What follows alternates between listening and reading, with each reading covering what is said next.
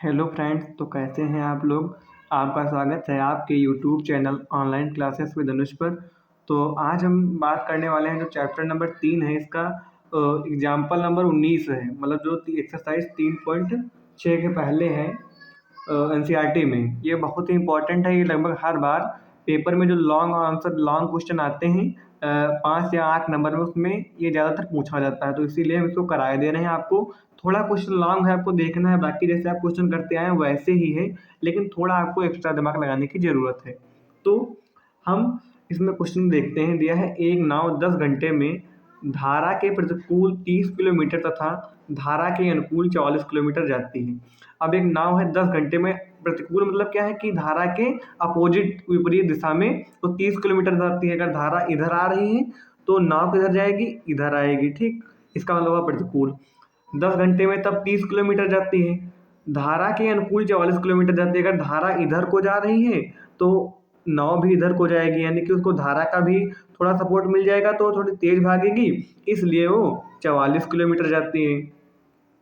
13 घंटे में वह 40 किलोमीटर, ये हमारी दूसरी कंडीशन है। 13 घंटे में वह 40 किलोमीटर धारा के प्रतिकूल एवं 55 किलोमीटर धारा के अनुकूल जाती है। तो धारा की चाल और नाव की स्थिर दर में चाल ज्ञात कीजिए। हमको किस रफ्तार से जो धारा बह रही है उसकी चाल ज्ञात करनी है, और नाव की चाल क्या है उसको ज्ञात करना है। तो जो हमको ज्ञात करना है उसी को हम मान लेंगे। हम मान लेंगे कि जो हमको याद करना था कि स्थिर पानी में चाल, तो हमने मान लिया स्थिर जल में नाव की चाल जो है वो x किलोमीटर प्रति घंटा है और धारा की चाल y किलोमीटर घंटा है। अब अनुकूल का मतलब होता है कि जिस दिशा में धारा जाए उस दिशा में नाव जाए, यानी कि जो धारा की चाल होगी, धारा की चाल है y और नाव की चाल है x, यानी कि x प्लस y, यानी कि जब अनुकूल हो गए तो दोनों चालें आपस में जुड़ जाएंगी। जब प्रतिकूल होंगी तो दोनों चालें आपस में घट जाएंगी। ठीक, अब हम देखते हैं क्वेश्चन में क्या कह रहा है। दिया है, प्रतिकूल प्रतिकूल दिशा में जाने में प्रतिकूल दिशा में 30 किलोमीटर दूरी तय करने में उसको 10 घंटे लगते हैं। तो लिखेंगे प्रतिकूल दिशा में, ये देख लेंगे, लिखेंगे कि धारा के अनुकूल चाल जो होगी तो x प्लस वाई, धारा के प्रतिकूल यानी कि विपरीत होगी तो x माइनस वाई। अब कहा था कि 30 किलोमीटर दूरी तय करने में 10 घंटे लगते हैं। तो लिखेंगे प्रतिकूल दिशा में, प्रतिकूल दिशा में समय निकाल लेंगे। प्रतिकूल दिशा में 30 किलोमीटर दूरी तय करने में 30 किलोमीटर दूरी तय करने में लगा समय।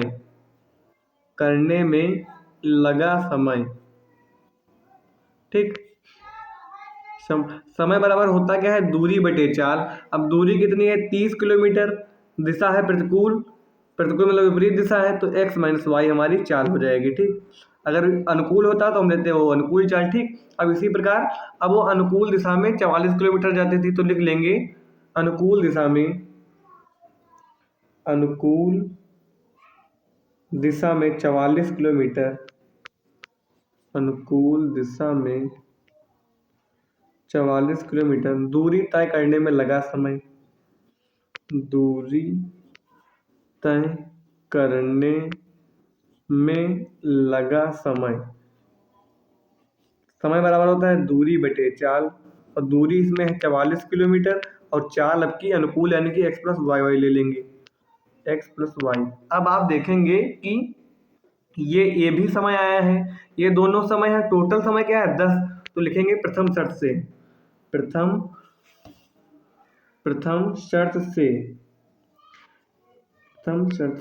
हमने जो ये दोनों निकाले हैं, समय निकालने हैं। ये हमने अपने इक्वेशन से अपने मतलब क्वेश्चन के हिसाब से निकाले हैं। जो हमको क्वेश्चन में समय दिया था वो टोटल है 10 घंटा, यानी कि ये जो दोनों समय हैं ये 10 घंटा के बराबर है। इनका योग 10 घंटा के बराबर 10 के बराबर है। 30 प्लस में 44 x माइनस वाई, क्योंकि ये भी समय है वो भी समय है, ये 10 के बराबर है। समझे बात। इसको अगर आप हल कर लेंगे तो आपकी रैखिक समीकरण आ जाएगी। इसको आपको हल करना है। अब इसको यहाँ पर छोड़ देंगे, जब दूसरी समीकरण बना लेंगे तब हल करेंगे। लिखेंगे समीकरण 1। अब हम लिखेंगे द्वितीय शर्त से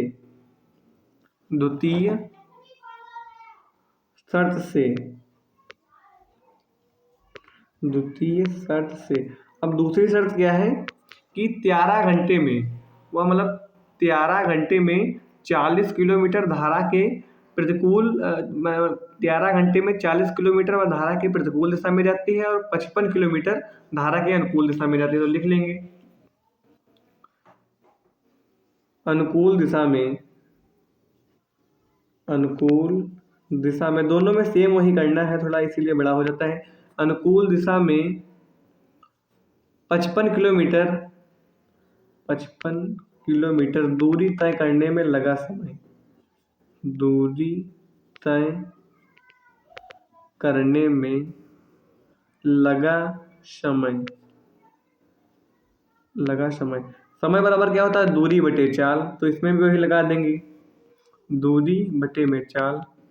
अब दूरी आपको है कितनी, दूरी हो जाता है 55 किलोमीटर, आपने बुक में देखेंगे तो 55 किलोमीटर दूरी जाता है अनुकूल दिशा में। और समय कितना लगता है, अनुकूल होगा तो x + y समय लगेगा उसको।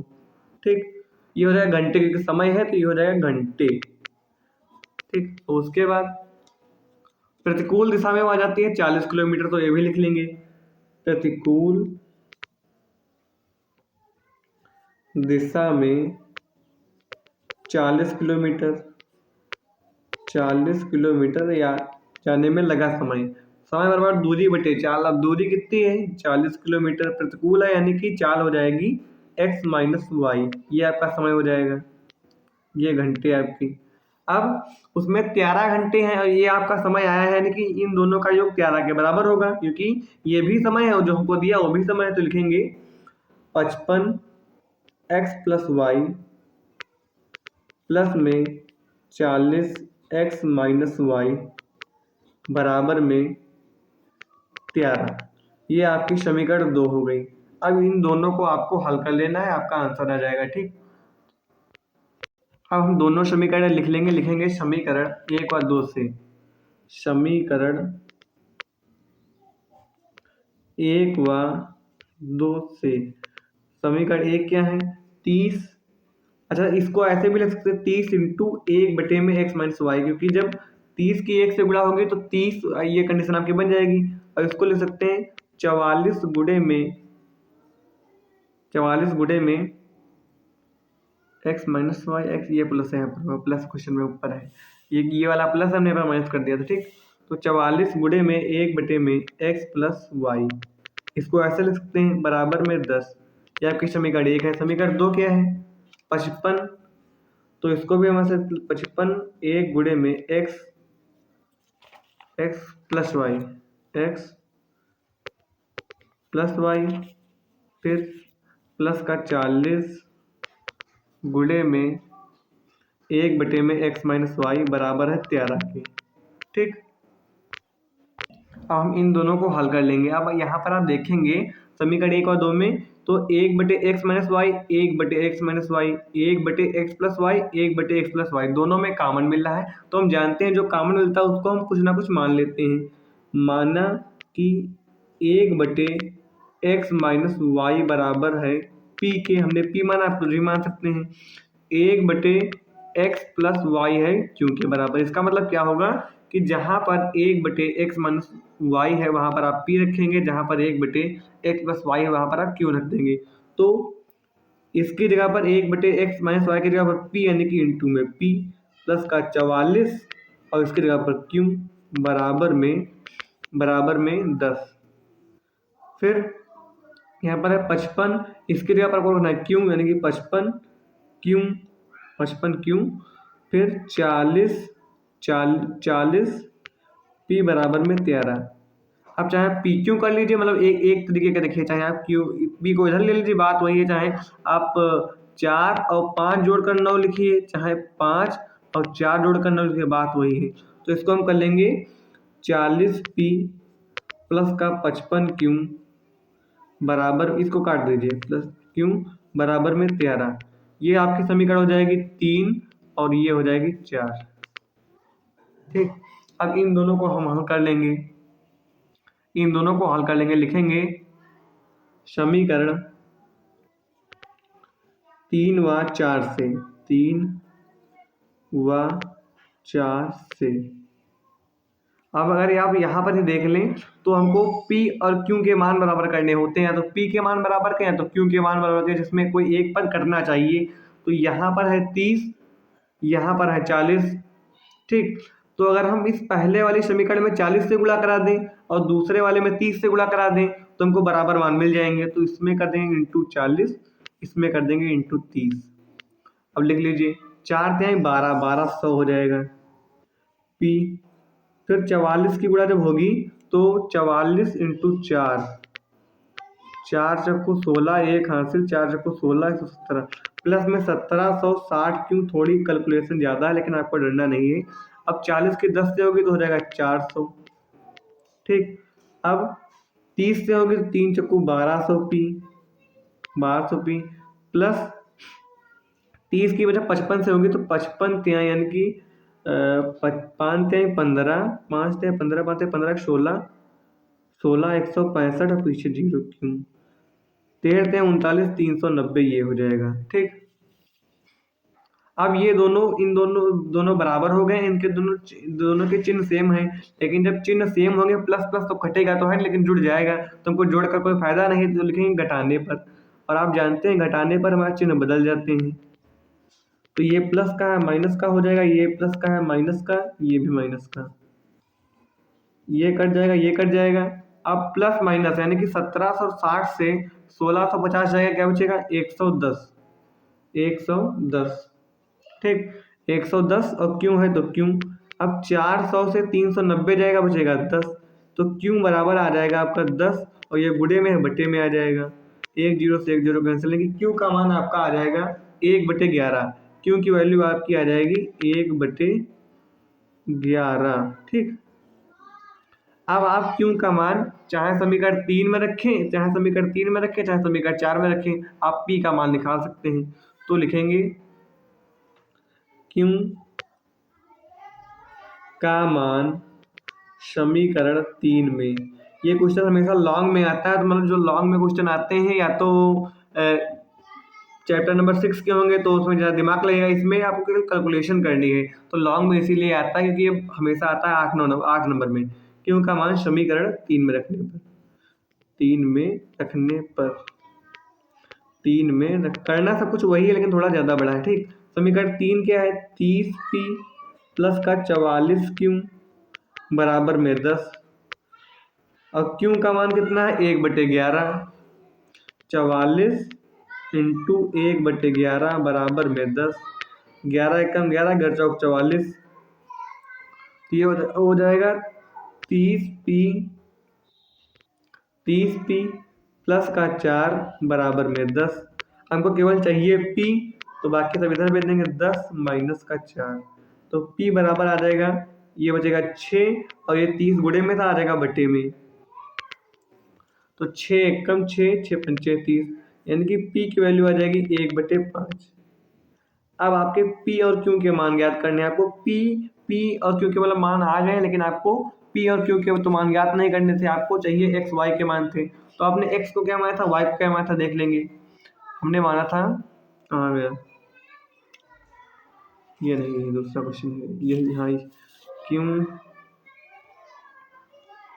ये देखो यहाँ इसमें माना था 1/x माइनस वाई को हमने माना था P, और 1/x प्लस वाई को हमने माना था Q। हमको x और y के मान चाहिए, तो इधर करके ले रहे हैं, अतः लिखेंगे 1/x माइनस वाई बराबर में P की वैल्यू कितनी आई थी हमारी 1/5, तो कहें ये आ जाएगा, 1 से गुणा करेंगे तो 1, इसकी कराएंगे तो यानी कि यही कंडीशन आपकी बन जाएगी।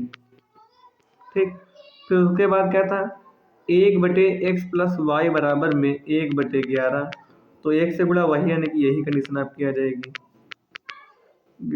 बराबर में 11। ये आपकी समीकरण हो जाएगी 5 और ये हो जाएगी 6।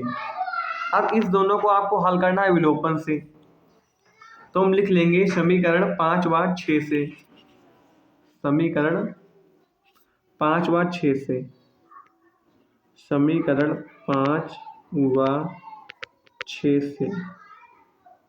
समीकरण 5 आई है x माइनस वाई बराबर 5, x प्लस वाई बराबर 11। अब ये माइनस का y है प्लस का y है तो कैंसिल हो जाएगा, अब ये प्लस का एक्स यानी दोनों है तो 2x हो जाएगा, और 11 5 16 यानी कि x बराबर 2 8 16, x बराबर 8 आ जाएगा। ठीक, अब ये x का मान आप जो हमको x का मान आ गया है, ये आप चाहे समीकरण 5 में रखें चाहे समीकरण 6 में, तो लिख देंगे x का मान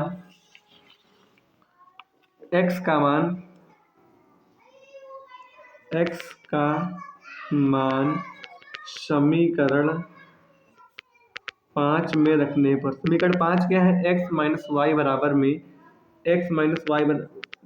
5, और x की वैल्यू है 8 माइनस वाई बराबर में 5, तो माइनस वाई, फिर ये प्लस का 8 है, हो जाएगा माइनस का 8।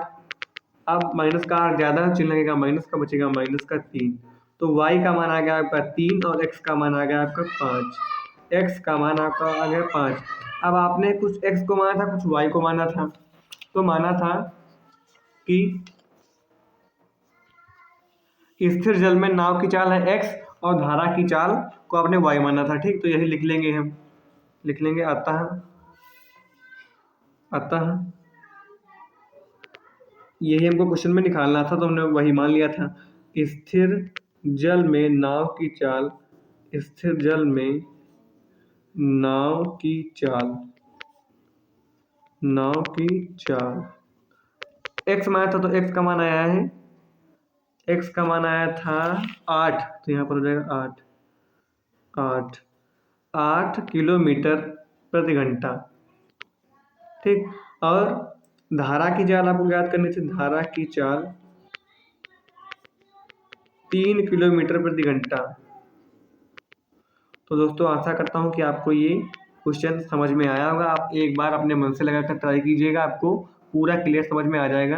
अगर आपको ऐसे ही इंपॉर्टेंट क्वेश्चन और आपको अपने सिलेबस से क्वेश्चन और भी चाहिए, तो आप चैनल को सब्सक्राइब कर लीजिए, क्योंकि हम इंपॉर्टेंट क्वेश्चन जो बोर्ड में आने वाले हैं उन सारे क्वेश्चनों की वीडियो बनाते रहते हैं, तो आप तक वो पहुँच जाएंगी। चैनल को लाइक कर दीजिएगा और सब्सक्राइब कर दीजिएगा, बेल आइकन को प्रेस कर दीजिएगा, जो मतलब इससे आपके पास तुरंत वीडियो आ जाएगी। Okay, thank you friends.